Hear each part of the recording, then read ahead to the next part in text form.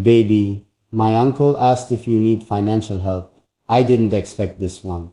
Not from him, not now. You know how my uncle is? He's always been the one in the family who keeps his money close, his words even closer. He doesn't just offer help to anyone. So when he pulled me aside yesterday and asked me that question, I didn't know whether to laugh or get mad. He looked me dead in the eye and said, "Does she need anything? Money, help, something to make things easier?" At first I wanted to shut him down quick. Because I know you. You'd never stand there with your hand out waiting for someone to save you. You'd rather break your back working 2 jobs than let anyone think you need charity. But then I paused, because behind his cold tone, I saw something I didn't expect, a bit of respect for you. Like even he knows you'd never ask for it, and that's why he's willing to offer it. He's seen us together more than anyone. He saw the days when we had nothing but plans, and each other. He saw the nights you held everything together, when I was falling apart.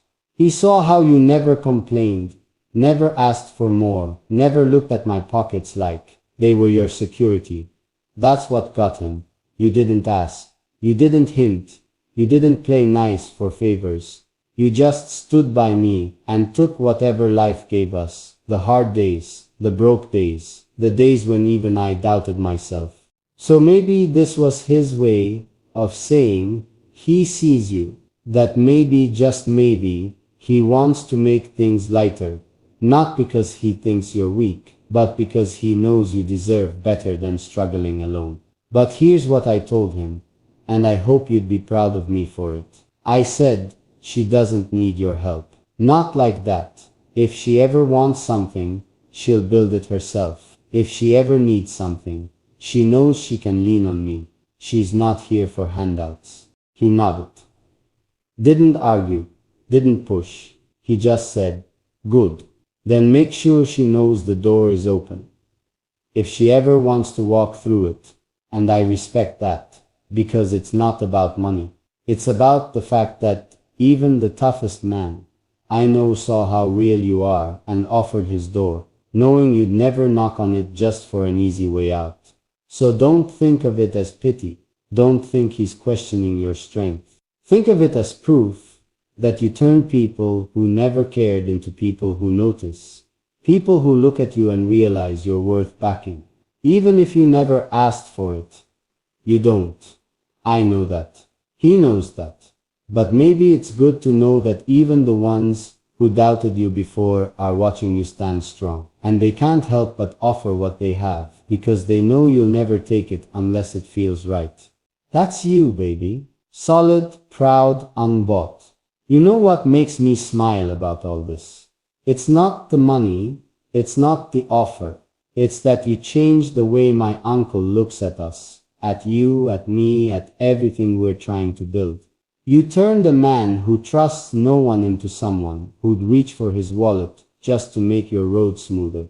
But I know you, baby. I know you'd laugh if you heard him say it himself. You'd shake your head, say, why would I need that? Because for you, help never came with strings, and anything that smells like it has strings attached, you'd rather walk away from it than get tied up in someone's pocket. That's why you've always been different. You never needed someone else's savings to stand tall. You saved yourself, your way, your pace, and when you didn't have enough, you didn't complain. You found a way to make it stretch. Even if that meant giving up sleep, giving up comforts, giving up things you deserved more than anyone. I think back to when we first started out. Remember those days, 2 phones between us, but only 1 charger that worked, 1 pair of good shoes, and you'd make sure I wore them when we went out while you walked, careful so yours didn't break apart. You never called it sacrifice. You called it living smart, and you meant it. So when my uncle asked me if you needed help, a part of me wanted to tell him about all those small sacrifices. How you never said it loud, but I saw it all. How you chose us over your own comfort more times than I could count. But I didn't say all that, because you don't need pity stories told behind your back. You'd hate that, I know you. So I just told him the truth. If she ever needs help, she'll ask me first. And if she can't ask me, then she doesn't need anyone else's money to feel strong. He just nodded. No arguments, no pressure. It's funny. He's never met anyone like you. Someone he can't buy, can't sway with a check or a promise of something easier. And baby, you don't even realize how rare that is. I want you to know something tonight. You are enough. You've always been enough, even when your pockets were empty.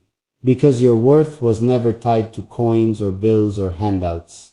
Your worth was how you stood by me when I had nothing, how you gave more than you ever got back, how you made this love feel like the richest thing I could own.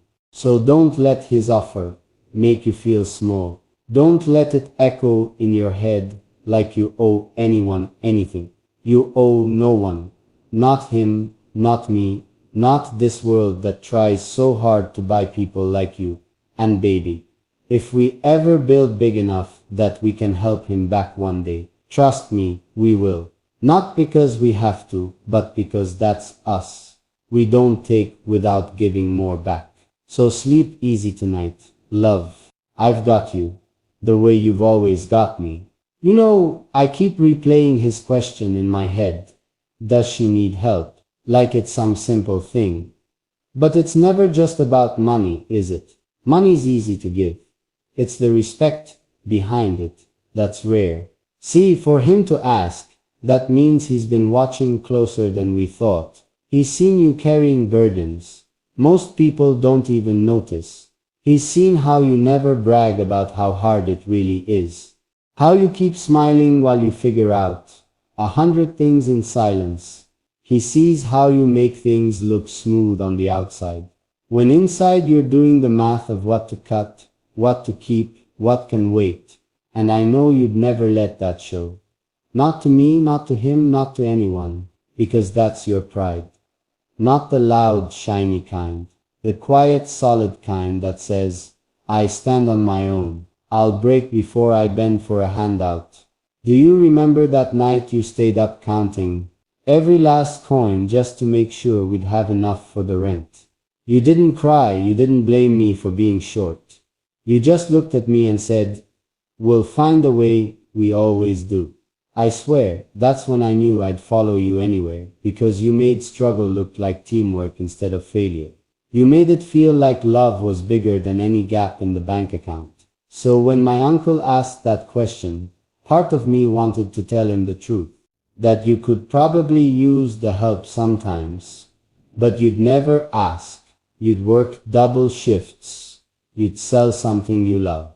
You'd go without, so we'd have enough. And you'd smile through it all so no one felt bad. But you know what I told him? I told him, if you really want to help her, don't hand her money. Hand her respect. Give her a chance to stand in a room she earned her way into. Offer her an open door, not a chain. And he paused. Really paused, because maybe for the first time, he realized this wasn't charity he was offering. It was a chance to stand beside him, not beneath him. I know you'd probably roll your eyes if you heard him say it to your face. You'd probably laugh and say, tell him I'm good. I've got what I need. And you'd mean it, because you do. You've got your courage. You've got your stubborn hope. You've got your hands that work. Your heart that won't quit. Your brain that never stops finding ways when doors slam shut. And you've got me, maybe not perfect, but always here, always ready to stand in front of you when things get rough, or stand behind you when you need to lead. So if he ever tries again, if he ever slips an envelope your way, or says something like, it's just in case, I know exactly what you'll do. You'll look him in the eye and say, thank you, but I don't need saving. I've already got everything I need to keep going, and you'll mean it. And in that moment, he'll finally see what I've known all along, that you're the richest person in the room. Even when your pockets are empty, because your worth isn't counted in bills. It's counted in the way you stand tall and make others feel small forever doubting you. It's wild, isn't it? How life flips like this. When we first started out, people barely noticed you. They saw me dragging you into my mess, saw you sticking around when you could have run. They didn't know what to do with a woman who didn't chase money, didn't flash status, didn't act impressed by shiny names and big talk. They thought, she'll leave when it's hard. She'll go find someone easier. But you didn't. You stayed. You built brick by brick, even when it felt like the whole world was laughing behind our backs. And now that same world watches you quietly, wondering how you did it, how you made respect chase you when you never asked for it.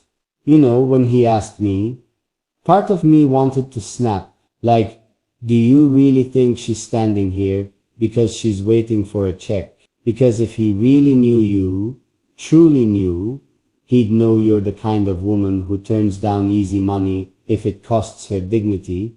He'd know that money can't buy the nights you stayed up fixing my mistakes, when I didn't even have enough courage to face them myself. He'd know no dollar sign can match the price you paid just to keep us together, your sleepless nights, your silent worries, your sacrifices nobody even sees. But maybe this is his way of saying sorry for ever thinking you were just passing through. Maybe this is his way of admitting he underestimated you, the same way so many did. Because you didn't stand here begging, you stood your ground, you let your actions speak.